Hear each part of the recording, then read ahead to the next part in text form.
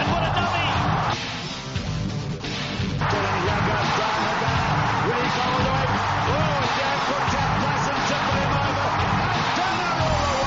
Welcome back to the Fantasy Rugby Draft Podcast. My name's Bruce Wilkinson. Thanks for downloading and listening. And we're right in the middle of our South African Super Rugby squad analysis with Nathan Mossman and Brenden Nel. How are you, lads? Very well. I feel good, mate. Right, so we got up to, we covered off the Stormers, the Bulls, and the Lions in the last podcast. So if you're just downloading this one, check out the one previous as well, and you can cover those teams. So we're up to the Sharks. We've got Lambie very, very highly rated this season. Career blighted by injury.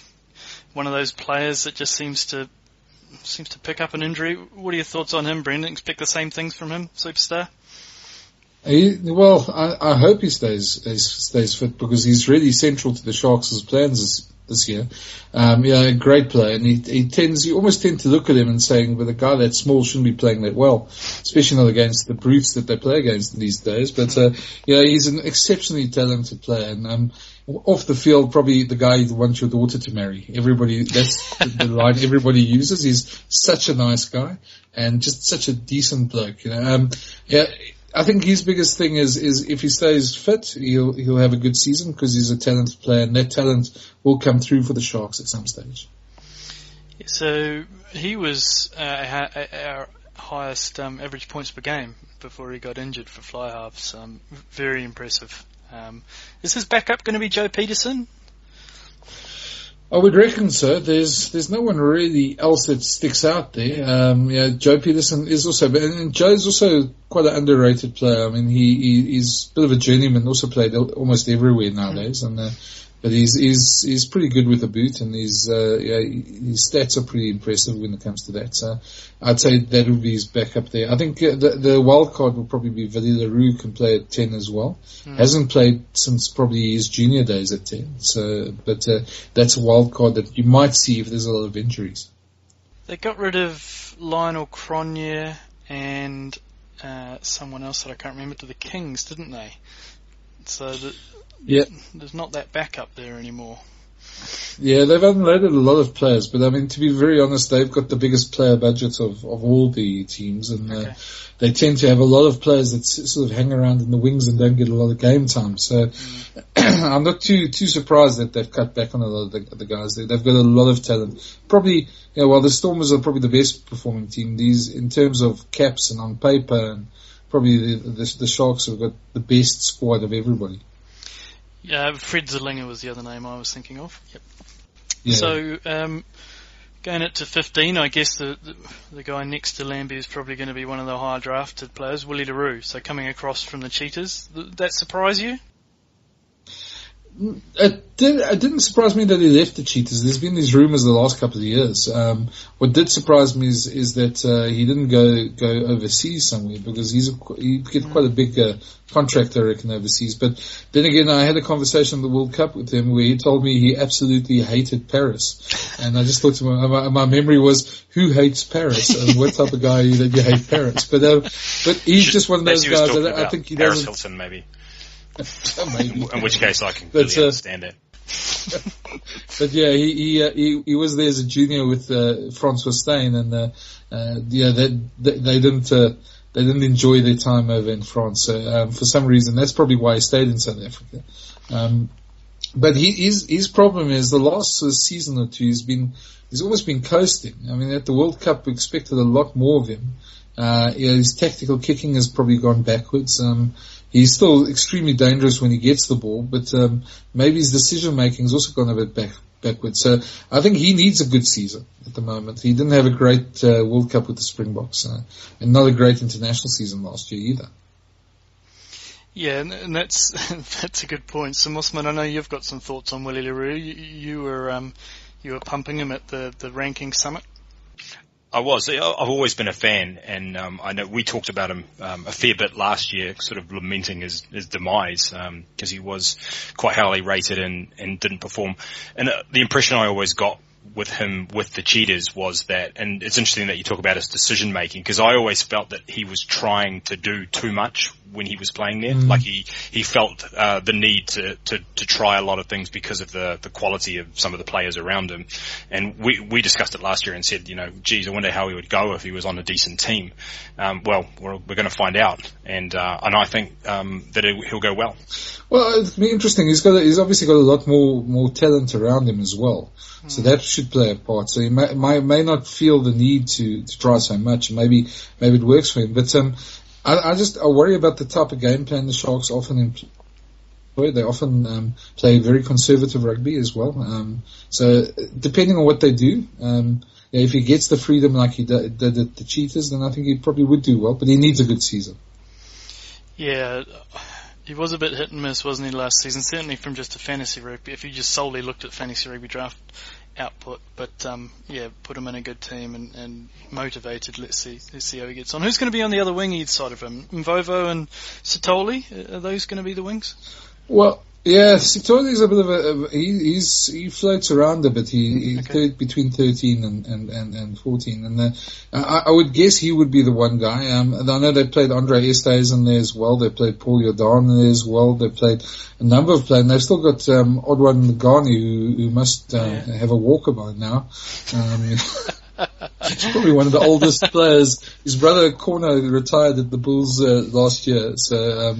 Yeah, he's still there in the contract. So, and give him credit for a guy of his age. He's 34, 35, a winger nowadays. He still does pretty well. Still scores quite a few tries. So, he might be there around there as well. But I don't think that one's really nailed down just yet. I suppose it would be the opposition that would really tell you that. But Mvovo would take the one wing.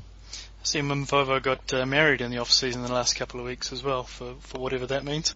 Well, happy wife, happy life, I suppose. I guess that's true. You mentioned a player there that I kind of like that goes under a lot of radars, and he's been injured a little bit over the last few seasons as well, is Paul Jordan. Will he be that starting in the midfield? I guess they've got a few in there, haven't they? The Estes and JP and him as well. Yeah, in fact, you say JP. JP would probably take the other wing. If he's back, and fully fit. I know he had a great season in Japan. Was in the winning team there as well. They won the J League. So, but Paul Jordan's an interesting one because he's the type of guy. Other than his injuries, he has some absolute belters of games. Yeah. And then other games you never see him. So he is that sort of guy. He reminds me of a Robbie Fleck, the old days of the Stormers. Mm-hmm. When he's on song, he's devastating, but he's not always on song, and that's almost the problem. I think for him, though, a season of being fully fit would be the first thing. And he's got enough talent to make a difference in the team, and I can see him being used there. But yeah, it depends very much, again, the game the Sharks want to play and who they want there, because last season they had Andre Estes in there. Good youngster, big lad, but not always the best on decision making, and a bit of a hothead at times as well. So it depends what they want to do, but I can see him coming into, as the season goes on, to come in a lot more into that team selection. Moving in a little bit again to the scrum and to the loose forwards. So, Mossman, you mentioned it previously with Pocock being in the boot of a lot of mauls. Marcel Kitsia, very similar for the Sharks. He seems to float to the back of a lot of mauls and ends up in those positions. Is that similar this season again, Brenden? Because they've brought in Philip van der Walt and they've got Jacques Potgieter as well from the Waratahs, and they've got a few other Mini and a few others in there, right? Yeah, they've got a lot of good loose forwards. I think that's going to be probably one of the biggest questions for them, is just getting that right loose trio. Marcel Kitsia is probably the most unlucky player not to go to the World Cup last year. Mm-hmm. He was one of the players of Super Rugby last year for me as well. An exceptional talent and a hard worker on the field as well. So I could see him cementing the one place there, and he will be at the back of a lot of mauls. He is that type of player, and that also puts in a big tackle count in every game as well. You spoke about Philip van der Walt, Jacques Potgieter. Of course, the guy that also is there, which we tend to forget at times, is Ronaldo Botma, the Namibian number 8, who's also very, very big and abrasive. He's also there. So, and then they've got Terem Tembu, also quite an abrasive forward as well. So they've got a lot of loosies coming through there. I think the big thing, I could see Jacques Potgieter probably not getting a starting role, but being that impact player. For him, like they did with the Waratahs a lot of the time. And Philip van der Walt is pretty much a workhorse as well. So Ronaldo Botma will probably be my starting 8, just because he's quite a guy who likes to take the ball up and burst through tackles as well. So I think he'd be in the team a lot more as well. The front rows had a few losses, but a big positive was Kuni Osterhausen coming across from the Cheetahs as well. So do you see that kind of levelling itself out and evening itself out, or do you think there is still a bit of a downslope? Yeah, we had a long chat with Kuni Oosthuizen at the World Cup, and he was telling us how close he was to retiring with a neck injury. And, wow. There's always been that question mark about him, because he's had 2 serious neck injuries.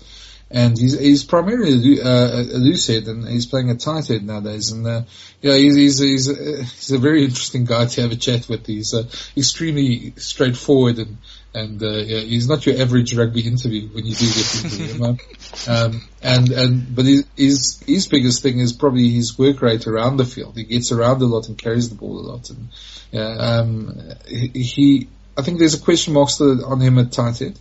I think Beast will be the loose head pretty easy there. But losing a Yanni and a Bismarck du Plessis is huge for most teams, those quality players. So it's going to be interesting to see how they adapt as well. And what's the general feeling about Coach Gary Gold? Good, bad, somewhere in the middle, going in the right direction? Well, I like Gary. He's one of the nicer guys to deal with in Super Rugby. He often, if I tweet something, he often sends me direct messages telling me how wrong I am. But he's a good act to have a beer with. The thing is with Gary, he's had some success up in England. He was the Bok assistant coach, but he didn't really have much success with the Sharks since he's been there. But a lot of that has got to do with maybe the structures and the other coaches that they had there. And there's almost a feeling that John Smith took over as CEO and appointed a lot of his mates in positions, and it didn't quite work. So I think this is the first year he's probably got his own coaching team. He's got his own structures, and he's been there now. Yeah, he's learned a lot. So I reckon he'll do a lot better this year. But saying that, if he doesn't, Sharks fans are notoriously impatient, and they'll, especially for the amount of money they spend on players, if he doesn't get some success this year, I think he might not see another season. Mossman, where do you have Kobus Reinach as ranked in terms of halfbacks? I don't actually have a ranking for halfbacks at the moment, but if I did, he'd definitely be top 5, absolutely. I think so. Yeah. His injury, is he recovered from that? He's in training at the moment, is he, or where's Kobus at? Well, he's in recovery at the moment. I haven't heard if he's fully recovered, but he shouldn't be out too long still. The only thing with him is he's another one of those players. He's a typical halfback, very irritating, extremely nippy. I played a bit in the front row. He's the type of halfback I hated as well. He's always perfect. And he's a great player, and he'll score a lot of tries and do a lot on the field. But he is a bit of a hothead as well. He makes some decisions at times where he's the type of guy. If he has a bad game, it's a really bad game. Sure. So he's a bit up and down at times. So if he's consistent, he'll be a great pick for fantasy rugby as well. But I always worry about him about being a bit inconsistent at times. Yeah, I wonder if he's a better fantasy player than he is actually rugby, because he'll always make those darts, even though that it's a bad decision or something like that. But it might pick up the fantasy points, but not necessarily help the team get over the line. Yeah. Mossman, Sharks, anything more from you for there? Do you have any questions? Well, I just obviously not content, Coach Gary Gold, with having Beast in his team. I noticed that he's now got Chili Boy, and he's got a guy called Giant, which is pretty exciting. So that's 3 of the best names you could possibly have, I think. So Giant, this is going to be good. Tianda. Yeah. That's pretty cool. Come on. Beast and Giant together. They're going to be unstoppable, surely. I'll be quite interested to see when they tour and when they go to Australia and how Nathan Sharp gets on pronouncing those names. It'll be good fun. All right, let's move on to the Cheetahs then. So we talked about a number of their players and various other Super Rugby squads. They've been decimated by a lot of departures. What's the general state of the Cheetahs? Why are these people jumping ship? Well, I think the problem is, if you've been to Bloemfontein, you probably know why. Not the most exciting city in South Africa. Having said that, it's better than Canberra, so much better than Canberra. Looking at the Cheetahs, they've got a pretty small player budget, so they get they've probably got one of the best rugby factories in South Africa in Grey College. Famous school, and they turn out a lot of players. The problem they have is usually that they can't keep the players because they don't have the money. And so the bigger spending provinces and franchises like Stormers, Bulls and Sharks, often take their Smith is there now. He's got a lot of ambitious plans. I just wonder if he's got the players. He's a very astute, clever guy and he knows what he's doing. But in the Currie Cup, they had one or two blowouts. The Lions in the Currie Cup put 70 on them in one game. They like to play also a high-paced rugby, and often their defence is not probably quite as good as it should be, and they tend to score 5 tries, but they let in 6 or 7. And I think that's also been their problem a lot of the time in Super Rugby. Is they play some great rugby, and you really enjoy watching them, but their defence, they let in tries which they really shouldn't at times. So they, to cope with the loss of Joe Peterson, I guess at Fly-Off, they've brought in C.S. Eberson back from the Force and also Fred Zillinger from the Sharks. And they've got Connie van Wyk as well there. Who do you think will be grabbing that role? Is it C.S.'s? Well, I would probably say C.S. he's the most experienced of the three. I'd like to see Connie van Wyk because I think he's probably the more talented of the three. Zillinger, very much a traditional type Fly-Off. He's not the big running fly-off that they like, and he's also pretty small in terms of stature. I think that's one of their problems there as well. Their halfbacks aren't physically big enough. When we compare it to a lot of the other guys, all three of those guys you mentioned, if you put them next to Andre Pollard, they're almost probably a foot shorter, and that's in this league, unfortunately, size does matter. Absolutely, it is. We quite like the look of, and I've pronounced this every time differently, and perhaps we can get a ruling on it once and for all from yourself, Brenden. But Clayton Blommetjies at 15, he looked all right. Blommetjies. Yeah, we said Blommetjies. Yeah, he does. He's one of those players. Pretty much like the Colbys of this world. He's not big in stature. Great feet on him though, and really a good attacking player. I sometimes wonder about his defence, and that was one of the reasons he left the Bulls at one stage. But in a team like the Cheetahs, who like to play a bit more free-flowing, he gets a lot more ball. I wonder if his kicking game's as good as it should be for 15, but as an attacking and a counter-attacking player, he's good there. He'll make a lot of yards. Mossman, are you still running the Clayton Blommetjies haircut? You're going to have to expand on that, I'm afraid. Clayton's got the cornrows going with the nice little braids at the end. You were running those for a while. No, you mean that he got that off me. Pardon me. Yeah, Absolutely. Get that right. Indeed.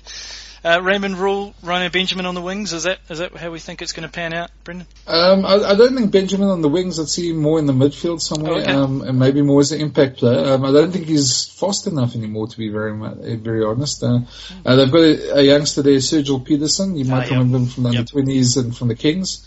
He's there, and he's a rather exciting player. Also not great defender, but exceptional attacker as well. I think he might nail down that spot. Very good. It sounds like there could be some high-scoring games involving the Cheetahs. That's right. You basically said none of them can tackle. Well, I think the thing that worries me the most is I had a chat with Franco Smith the other day, and you're saying to me the one thing that people must do is just stay positive. And now, when the coach says that to you, you're still wondering, okay. Yeah, we haven't even played a game yet. And we haven't played a game yet, and they say people should stay positive. Oh dear. Yeah, that's brilliant. So, Francois Venter, captain, he had a pretty good season last season. Quite impressive. Yeah, very good player, and I think probably underrated as well. Probably at a bigger franchise, probably might have been a Springbok already. But he's really a good workhorse. He's a lot of talent. I know the Bulls at one stage when he was there had this idea that he might partner Jan Serfontein, they might be their long-term partners there, partnership there. But he's done well. He's got the captaincy now. It'll be interesting to see how that affects him. But really a good player, and one of the guys I feel often gets overlooked when we talk about midfielders in South Africa. No, I agree. We saw that as well. He was putting up some pretty good points during the season, and he was slotting in that midfield for a lot of managers' teams. He was making some good meters. I guess from a fantasy perspective, we can't really talk about the Cheetahs without talking about Boom Prinsloo. Again, on the same cloth of Pocock and Marcel Kitsia, he seems to swims his way to the back of the boot of them all as well. So him and Mahoje, are they nailed on as the loose forwards? Yeah, it's interesting because they've got a bunch of youngsters at the loose forward. They're the most experienced guys there. And it'll be interesting to see who else they pick there because, Franco Smith won the varsity competition here, and a lot of those players are in that squad now as well, and it's quite a big step up from them from, varsity rugby. But Boom and Opa Mahoje will be there, definitely. Mahoje is still injured. We're hoping that he'll be back, in 3 or 4 weeks' time. Which injury was that? Not too long into the season. When did he pick this up? Was that Currie Cup injury? In the Currie Cup, I'm not quite sure what injury I must admit I was at the World Cup at the time when he picked it up. So, but I know I heard that he'll be 3 or 4 weeks still before he's back. So hopefully in time for the start of the season, but, may miss a week or two in the season coming into it.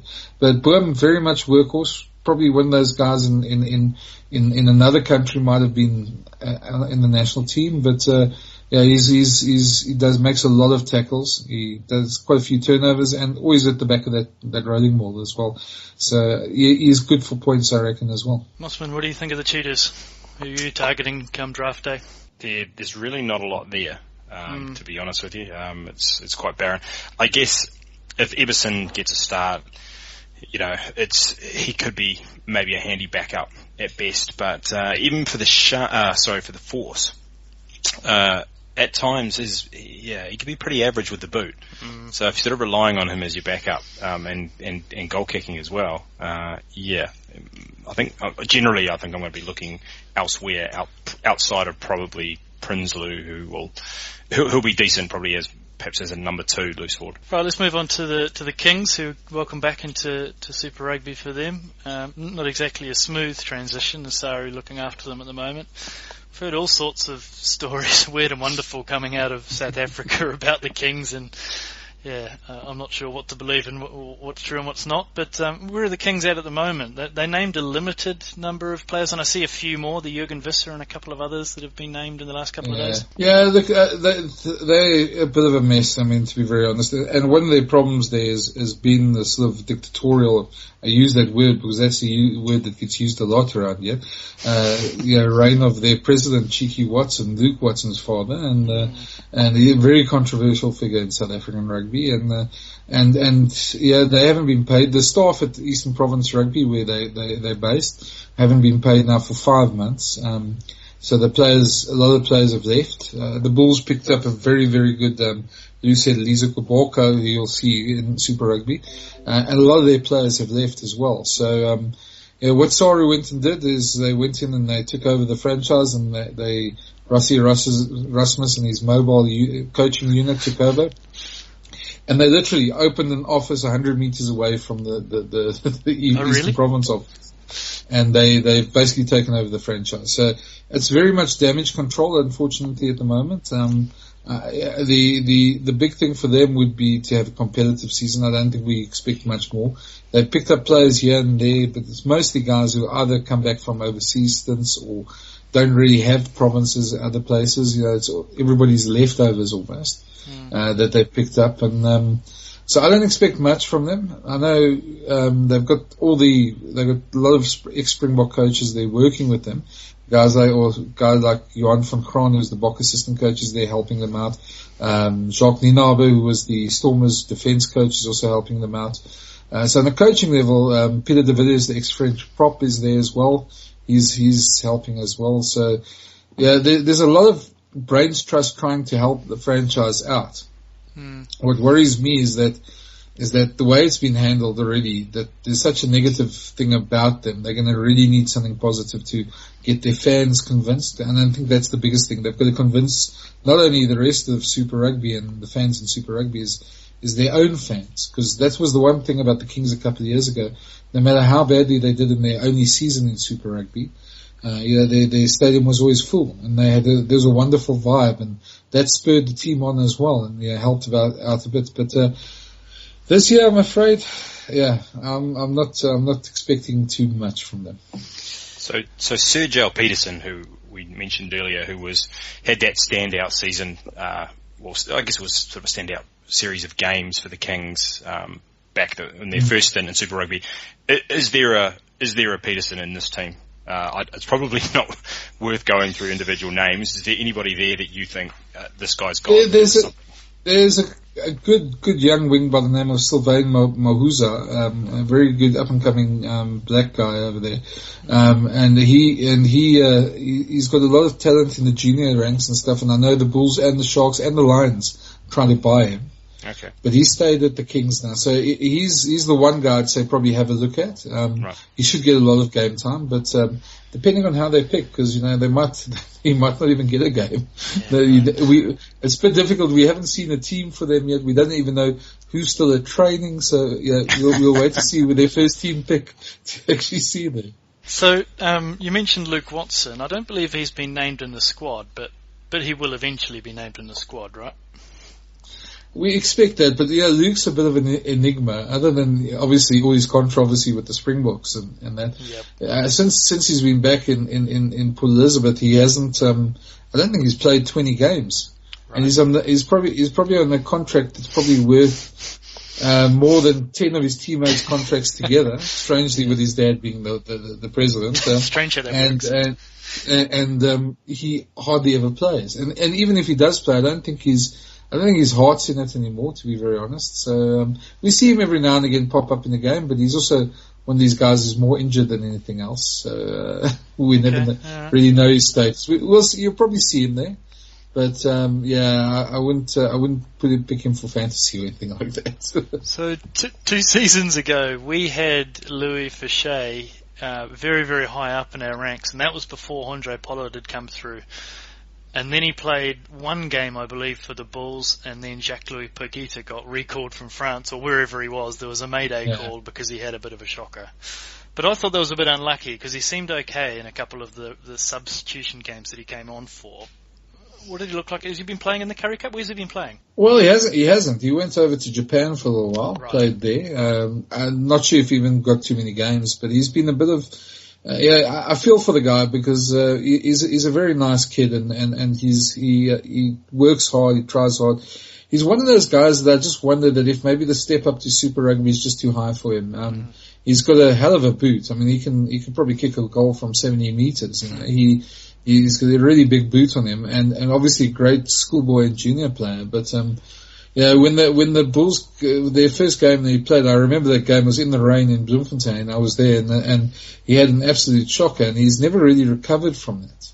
And he's played a bit of lower leagues, and he hasn't sort of got his confidence back. So, my big worry with him is that, he's very much a confidence player, and if he doesn't have that confidence, then he's not very good at all. So, but maybe a run at the Kings, if he gets a good run at Flav, I mean, he might get some confidence, and maybe in that environment. Maybe it was just the environment. Yeah, big fish, small pond, maybe. Yeah, you never know. Exactly. I'm hoping for him because he's a nice bloke and he's a good player. So I just wonder if the step up's not too big for him though. Mossman, what do you reckon about the Kings, or should I infer is there anyone on the Kings I should look for as a description of what you feel? That was it, yeah. Okay, alright, good. No, I think we might see Dion.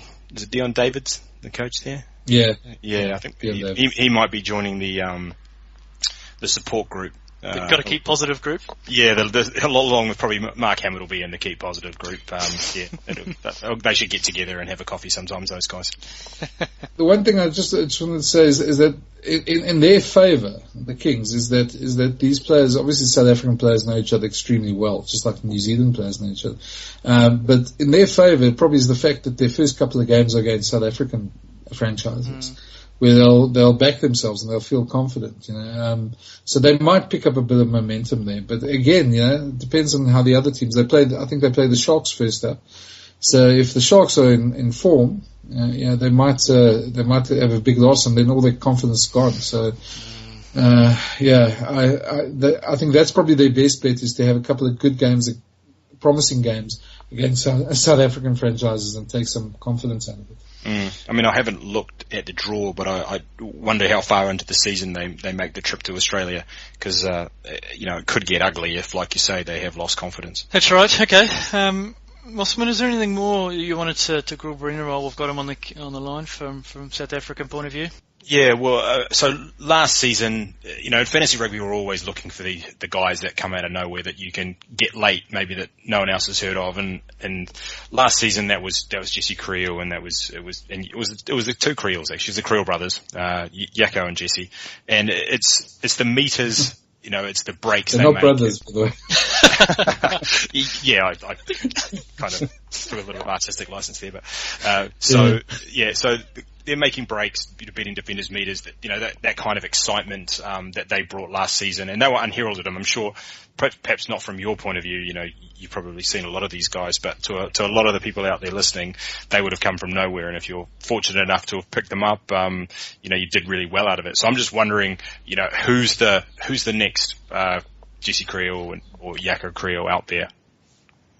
Probably put you on the spot there a little bit, but no, I think if I look at the different teams, if I go through quickly the Bulls, I'd say Warwick Gelant. I would have a look at him. He's pretty exciting, and maybe one that you guys haven't even thought about, but depending on Dion Stegman's injury, there's a very, very good open sider called Rudolf Smit, who played a couple of games Currie Cup. He's not very well known, but he's quite a good open sider, very much a sort of Heinrich Brousseau type player.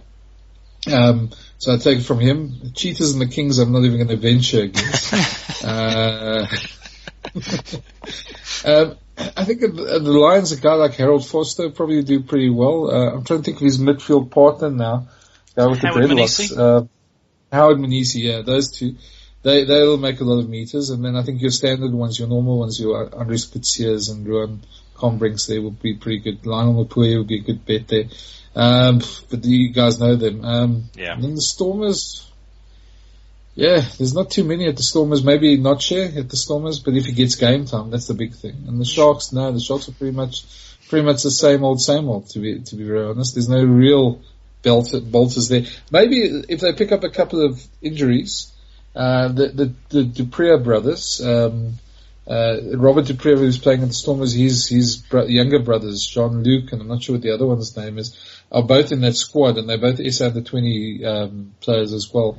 They're pretty good, and they're stars for the future, but I doubt they'll get too much game time with the loose forwards they've got there at the moment. Right. I wondered how far the podcast we would get before speaking about Gelant. It solidified a lot of my thinking, certainly. We had him kind of grouped with Ishmael and Yalingo as well, but I think from what I've seen since we made those rankings, someone that certainly should be targeted on draft day. Yeah, I don't know how your rankings work in terms of the props, but watch it. These are Gaborka there at the Bulls as well. As you said, I'm not sure how you guys rank them, but I've been extremely impressed. I haven't been so impressed with a guy who hasn't played Super Rugby, a rookie. He's an extremely strong guy, and I expect a lot of him this season as well in that front row. Right, good. We won't keep you for much longer, mate. That's been really, really helpful. I know I've gleaned a hell of a lot from it, and I'm sure a lot of the guys on this side of the world will as well, listening in. It's probably about all the time we have for today. In the next pod, we'll have a chat about the New Zealand squads. We'll try and get someone on and have a look at the studs and duds and do a similar cast a rule over them as well. Quick reminder how to contact us. You can follow us on Twitter at Fantasy RUG Draft. That's Fantasy RUG Draft. And follow Brenden at Brenden Nel. That's BRENDENNEL. Thanks, Brenden, again. Good luck for this season, mate. It's been tremendous having you on. Pleasure, mate. It's been a lot of fun. Thanks for downloading and listening. I'm Bruce Wilkinson. He's Nathan Mossman. Natai. Aotearoa Pedo.